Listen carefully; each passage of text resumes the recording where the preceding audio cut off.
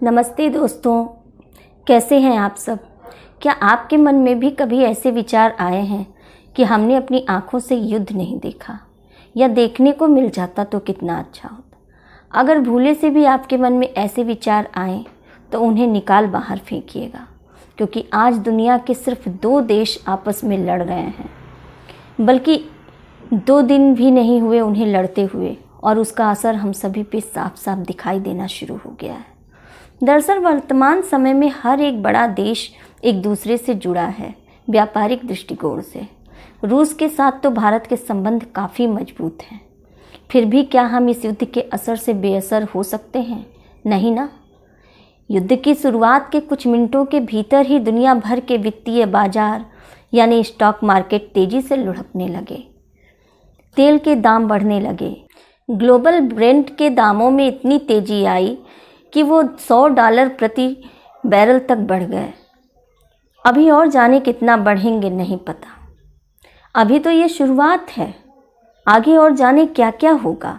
युद्ध सिर्फ 2 देशों के बीच की आपसी लड़ाई नहीं होती, इससे उन देशों के आम नागरिकों के साथ साथ अन्य देशों को भी भारी क्षति उठानी पड़ती है। भारत देश के कितने ही लोग उन देशों में फंसे हैं। 20,000 छात्र तो यूक्रेन में ही फंसे हैं। उनका क्या हाल होगा उस परिस्थिति में हम सोच भी नहीं सकते। हमारे देश की तरह और भी बहुत से देशों के लोग उस युद्ध में फंसे हुए हैं। हवाई यात्राएं बंद होने की वजह से बाहर निकलने का कोई रास्ता नहीं मिल रहा है। जाने कितने निर्दोष लोगों की जानें जा चुकी होंगी और अभी आगे भी जाने वाली हैं। युद्ध का निर्णय किसी भी देश की सरकार लेती है। राजनीतिक दांव-पेच लगाए जाते हैं। सैन्य बल का भरपूर इस्तेमाल होता है। इन भरपूर प्रयासों के पीछे कारण सिर्फ और सिर्फ एक ही होता है, दूसरे पर जीत हासिल करना। मौजूदा हालात भी कुछ ऐसे ही हैं। बम के धमाकों से धरती गूंज रही है। आकाश कभी रोशनी से लाल हो जाता है तो कभी धुएं की परतों से काला। धमाकों की तेज आवाज़ें मीलों तक लोगों का दिल दहलाने के लिए काफ़ी हैं। आम नागरिक की स्थिति कुछ वैसी होगी इस वक्त जैसी जंगल में आग लग जाने के बाद वहाँ फंसे हुए छोटे बड़े जानवरों की होती है। समझ ही नहीं आता जाएं तो जाएं कहाँ। बाहर निकलने के सभी रास्ते बंद हैं। भोजन पानी की व्यवस्था भी धीरे धीरे ठप हो रही है। ऐसे में जीवन कितना कठिन होगा हम सोच भी नहीं सकते। आज वर्चस्व की लड़ाई इतनी बड़ी हो गई है कि उसके लिए पूरी दुनिया को तबाह कर देने से भी कोई हिचकिचाहट नहीं है। हमारी तो यही हार्दिक इच्छा है कि ये युद्ध जल्द से जल्द समाप्त हो जाए, क्योंकि युद्ध से ना कभी किसी का भला हुआ है और ना ही कभी किसी का भला होगा। आज स्थिति यह है कि अगले पल क्या हो जाएगा कुछ भी कहा नहीं जा सकता। पूरी दुनिया ने कोविड-19 का कहर झेला ही था, या यूं कहें अभी भी उसका असर बाकी है। आज भी लोग भयभीत हैं भीतर ही भीतर। तमाम प्राकृतिक आपदाएं क्या कम थी इंसान को डराने के लिए, जो अब युद्ध की विभीषिका भी देखने मिल रही है हम सभी को।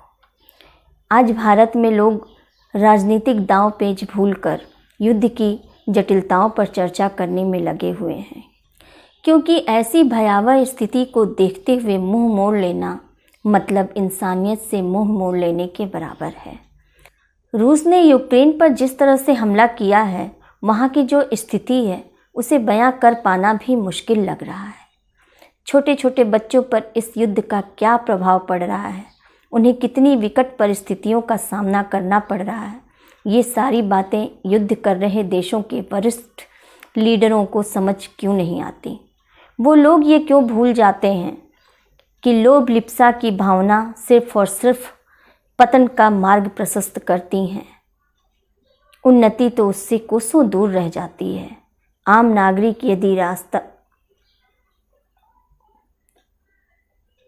नागरिक यदि सहम गया, देश का भविष्य कहे जाने वाले बच्चों की चेतना यदि शून्य हो गई, तो भविष्य में उस देश की स्थिति क्या होगी। ऐसी भयावह स्थिति को देखते हुए हम भारतीय कभी भी नहीं चाहेंगे कि हमारा देश भी कभी युद्ध के इस दावानल को महसूस करे।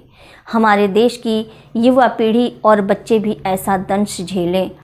आज यूक्रेन के नागरिकों को भले ही अपनी सुरक्षा के लिए हथियार मिले हैं, मगर हथियार हाथ में आते ही व्यक्ति की विचारधारा में परिवर्तन आना स्वाभाविक मानव गुण है। व्यक्ति खुद को नए रास्तों पर चलने से या नए स्वभाव को पनपने से रोक नहीं सकता। पहलू कोई भी हो, सकारात्मक या नकारात्मक, दोनों ही स्थिति में व्यक्ति की मानसिकता पहले जैसी नहीं रह जाती, उसमें परिवर्तन जरूर आते हैं। एक छोटा सा युद्ध भी विशाल संभावनाओं को जन्म देता है, ऐसी संभावनाएं जिन्हें खत्म करना बेहद कठिन होता है। युद्ध की कोई निर्धारित समय सीमा नहीं होती। ये धीरे धीरे आर्थिक, मानसिक, शारीरिक और न जाने कितनी ही दुर्बलताओं को जन्म देता है। ये घने सूखे वन में लगे चिंगारी की तरह होता है जो पल भर में सब कुछ जलाकर राख कर देती है। मेरी ईश्वर से यही प्रार्थना है कि हमारे देश को कभी भी ऐसी स्थिति परिस्थिति का सामना ना करना पड़े। हमारा देश शांति पसंद देश है, तो हमारे देश में सदा शांति व्यवस्था बनी रहे। सभी देशवासी आपस में मिलजुल कर भाईचारे के साथ रहें। जय भारत, जय भारती। आप सभी को धन्यवाद विचारों की श्रृंखला में मेरे साथ जुड़े रहने के लिए और मेरे विचारों को ज़्यादा से ज़्यादा शेयर करके लोगों तक पहुंचाने के लिए। आप सब किस हद तक मेरी इन बातों से सहमत हैं, कृपया कमेंट बॉक्स में कमेंट करके ज़रूर बताइएगा। धन्यवाद दोस्तों, फिर मिलेंगे।